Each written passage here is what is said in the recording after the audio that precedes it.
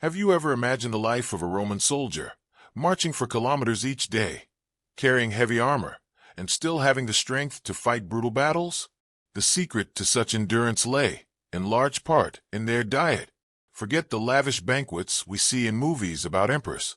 The common soldier ate simple but strategic meals that kept his body fueled for 24 hours of extreme physical effort. At daybreak, the morning started with a basic meal called ientaculum.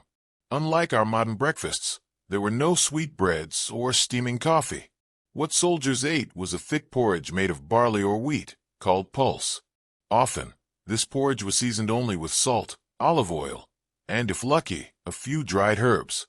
They could also chew on pieces of hard bread, known as panis militaris, baked to last for days without spoiling.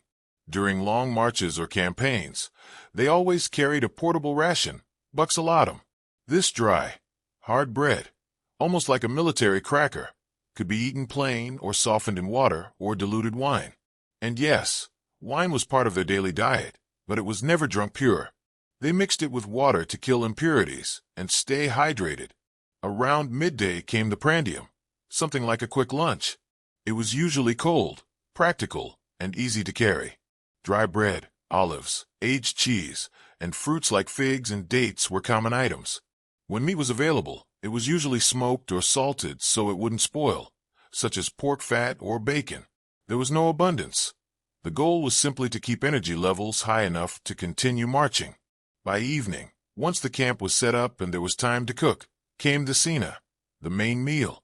At this point, soldiers could prepare something more substantial, such as soups made of legumes, lentils, peas, and chickpeas, mixed with grains and sometimes leftover meat.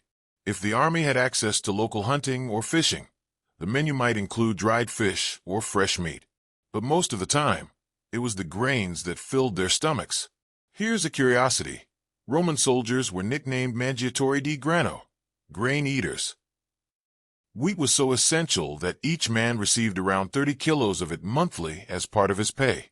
It was their responsibility to grind and cook it, turning it into bread, porridge, or soups. In the end, the secret to Roman endurance lay in this repetitive but nutritious diet. Grains, legumes, olive oil, diluted wine, cheese, and a little salted meat. No luxuries, just the discipline of food that matched the discipline of the legions. The truth is, the diet of a Roman soldier reflected the soul of the empire itself. Simple, practical, and built to last.